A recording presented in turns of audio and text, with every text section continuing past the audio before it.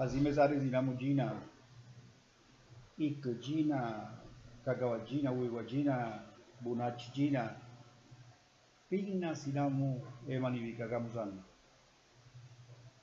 He leído con atención el libro titulado Dionisia, autografía de una líder aruaca, escrito por Luis Felipe, el hijo de la Madre Monte, como ella quiso decirle. Es un libro sin lugar a duda que cuenta la historia de una mujer que desde niña se hizo en los avatares de la vida, en la lucha,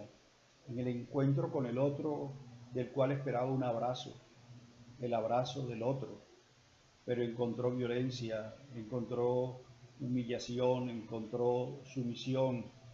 encontró ganas de acabar con ella, con su vida, con su cultura y transformarla en otra. Sin lugar a dudas que tanto ella como toda la comunidad y nosotros hemos sido transformados en nuestro pensamiento. Y lo que hoy somos, lo que hoy pensamos, lo que hoy tenemos, lo que hoy hablamos, lo que hoy compartimos es fruto también de esas violencias que hemos recibido en la vida. Era una niña que había sido educada para ser Quibi, para ser Seimeke, para que en el futuro fuera una saga, es decir, una mujer respetuosa y administradora de la tradición, una especie de lo que pudiéramos decir entre los cristianos o católicos, sacerdotisa, una guía espiritual que orientara los saberes de la comunidad. Por eso fue criada por sus abuelos así, su mismo nombre lo indica, y ella lo cuenta, no comía sal, no comía carnes, y estaba dedicada más a comer frutas, granos y verduras cultivadas en la tierra, productos de la tierra. Por eso sufrió tanto la primera vez que estuvo en el internado, tanto que casi le causa la muerte. Pero de allí salió fortalecida, sin lugar a dudas, en sus travesuras cuando fue secuestrada, cuando fue arrancada del sagrado seno de su familia, de su hogar, del lado de sus abuelos y de sus demás familiares. Fue arrancada, fue secuestrada, fue desarraigada de su tradición y de su historia y llevada y enterrada como un tronco nuevo en otra tierra diferente para que produjera otros frutos que según la misión querían que ella produjera. Crear, ya que no pudieron acabarlos, crear una especie de nueva civilización en ellos. Y cuando digo nueva civilización lo coloco entre comillas, porque cada cultura tiene su propia forma de ser civiles, de vivir en sociedad, de crear sus normas y hábitos de vida. La historia de Dionisia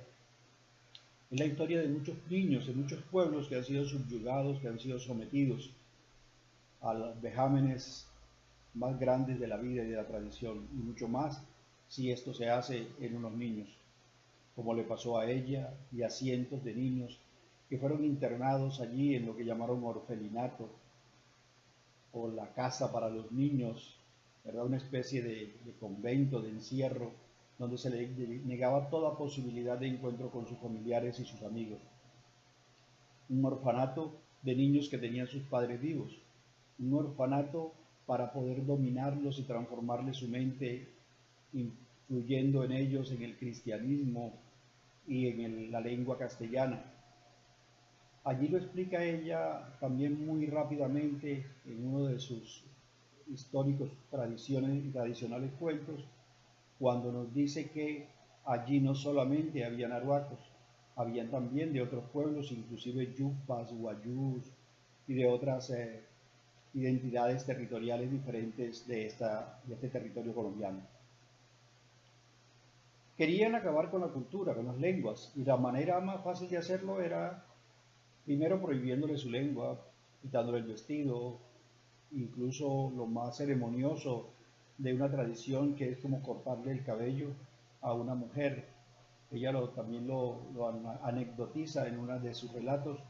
donde su cabello era demasiado largo y le cortaron los hilos de su pensamiento. Contar esas historias, revivir esas historias, es un poco triste, pero es hacer una mirada retrospectiva desde su hoy, una mirada retrospectiva, una relectura de un pasado que desde hoy no es entendible, porque las cosas han cambiado hoy, las situaciones han cambiado, pero la vida sigue, la vida continúa.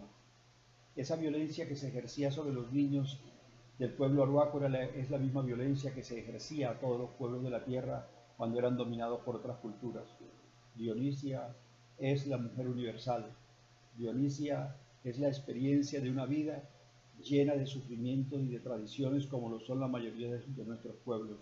Dionisia no es una mujer, Dionisia es una madre, Dionisia es una ciudadanía, Dionisia es un pueblo, Dionisia es una cultura.